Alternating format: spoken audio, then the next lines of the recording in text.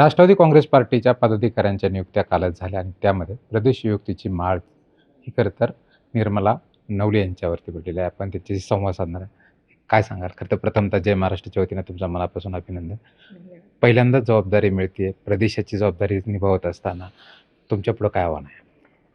खरं तर राष्ट्रवादी काँग्रेस पक्षाने अत्यंत महत्त्वाची जबाबदारी ही माझ्यावर दिलेली आहे आणि मी अतिशय उत्तमरित्या ही जबाबदारी पार पाडेल असा मला विश्वास आहे. एकूणच जर पाहिलं तर गावच्या सरपंचकीपासून नुकत्याच झालेल्या पंचायत समितीमध्ये पराभव झाल्यानंतर पुन्हा एकदा पक्षाने नवीन जबाबदारी तुमच्यावरती सोपवलेली आहे. याकडे कसं पाहता? मी विजय आणि पराजय देखील पाहिलेला आहे आणि दोन्हीमध्ये मला वेगवेगळा अनुभव देखील आलेला आहे. त्यामुळे या अनुभवाचा उपयोग करून मी राष्ट्रवादी पक्ष संघटना मजबूत करण्यासाठी कार्य करेल. एकूणच जर पाहिलं तर राज्याच्या महिलांची जी आता स्थिती आहे, जो अन्याय होतोय, एक महिलांसाठी आव्हानात्मक गोष्ट असणार आहे. प्रशासनाच्या सत्तेत तुम्ही आहात. कसं तुम्ही पाठपुरावा करणार आणि महिलांच्या न्याय हक्कासाठी काय प्रयत्न करणार? महिला सुरक्षा ही खूप महत्त्वाची असते. तर महिलांना सुरक्षित केले जाईल यासाठी ज्या काही उपाययोजना आहेत, त्या प्रशासनाच्या माध्यमातून आम्ही करू आणि एक महिलांसाठी आणि युवतींसाठी इझिली प्लॅटफॉर्म आम्ही राष्ट्रवादी काँग्रेस पार्टीच्या माध्यमातून केलं जाईल.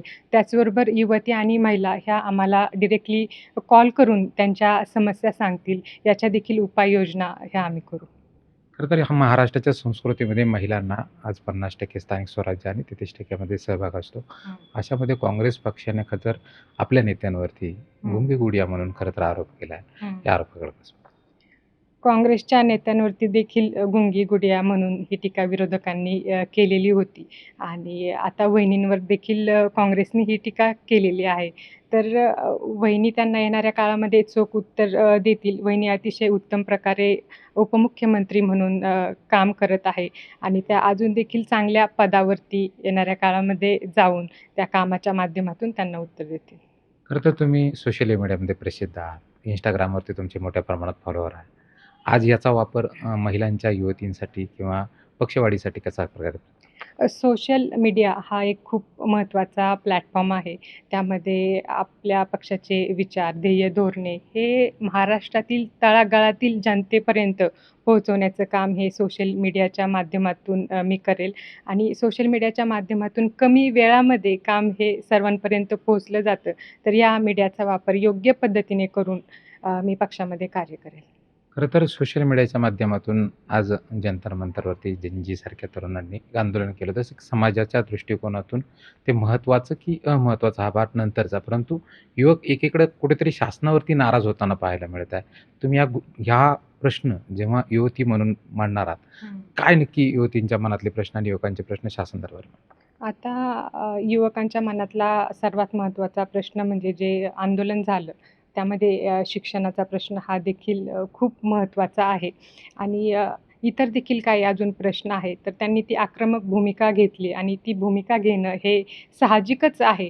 परंतु युवकांना आंदोलन करायला भाग पाडलं आता जाणार नाही, अशी काहीतरी भूमिका घेऊन सुनेत्रा वहिनींच्या मार्गदर्शनाखाली विशेष करून युवकांसाठी आणि युवतींसाठी मी कार्य करेन.